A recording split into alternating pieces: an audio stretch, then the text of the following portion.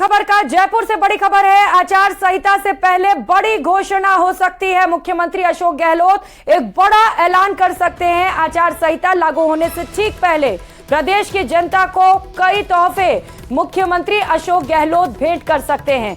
गहलोत की घोषणा चुनाव में बड़ा मुद्दा भी बन सकती है, क्योंकि चुनावी साल में लगातार सौगातों की बौछार भी हो रही है। एक एक कर मुख्यमंत्री अशोक गहलोत कई योजनाओं को धरातल पर लागू कर रहे हैं। फिर चाहे वो 500 रुपए में गैस सिलेंडर क्यों ना हो, महिलाओं को मोबाइल फोन क्यों ना हो, एक एक कर कई सारी सौगातें लोगों को दी जा रही है। बाबूलाल घायल सहयोगी इस वक्त हमारे साथ जुड़ चुके हैं।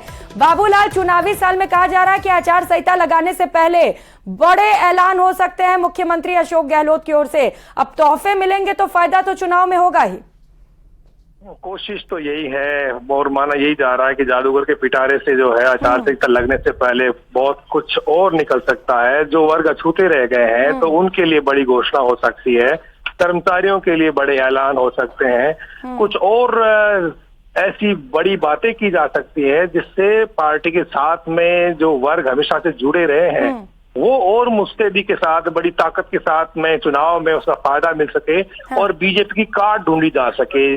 जो बीजेपी की जो मजबूत कड़ियां हैं उनको कमजोर करने की कोशिश होगी इस अनाउंसमेंट के जरिए। और अब देखना है कि कब वो ऐलान करेंगे, लेकिन लोग ये मानकर चल रहे हैं कि अशोक गहलोत आचार संहिता अमल में आने से पहले कोई बड़ी घोषणा करेंगे जिसकी गूंज चुनाव में सुनाई देगी, चुनाव में वो बड़ा मुद्दा बनेगा और बीजेपी को इसके जरिए घेरने की कोशिश होगी। यानी कि बीजेपी की परेशानी बढ़ाने के लिए अशोक गहलोत अब कोई और बड़ा दाव घोषणाओं के जरिए चलने वाले हैं जिसकी काट बीजेपी के पास नहीं होगी। तो इस तरह की सुबुगाहट है, इस तरह की चर्चाएं बहुत तेज हैं। और जब भी कोई पार्टी चुनाव में जाती है और वो सत्ता में होती है तो वो कुछ न कुछ ऐसी बड़ी घोषणाएं करती है जिससे उसको चुनाव में एक मनोवैज्ञानिक बढ़त हासिल हो और उसके कार्यकर्ताओं में जोश रहे। और जिस भी जगह वो चुनावी रैली करे, चाहे कोई बड़ा कार्यक्रम करे, चाहे कोई जलसा करे, तो वहां पर चर्चे सुनाई देने चाहिए कि नहीं, ये सरकार वापस रिपीट कर रही है। तो इस तरह का एक माहौल बनाने की अशोक गहलोत की कोशिश है। और जब आखिर में कभी भी 1-2 दिन में आचार संहिता लग सकती है तो ऐसी सूरत में अशोक गहलोत इस मौके को भी अपने हाथ से गंवाना नहीं चाहते, इसका भी भरपूर फायदा उठाना चाहते हैं।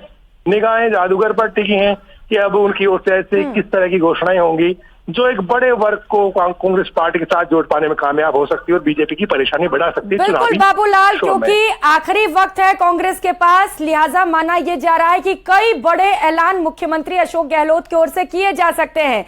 प्रदेशवासियों की निगाहें तो टिकी होंगी बाबूलाल की जादूगर के पिटारे से क्या निकलेगा, लेकिन सबसे ज्यादा निगाहें जिसकी टिकी होंगी वो है बीजेपी, क्योंकि बीजेपी की मुश्किलें लगातार बढ़ती चली जा रही हैं। बहुत शुक्रिया आपका बाबूलाल तमाम जानकारियों के लिए।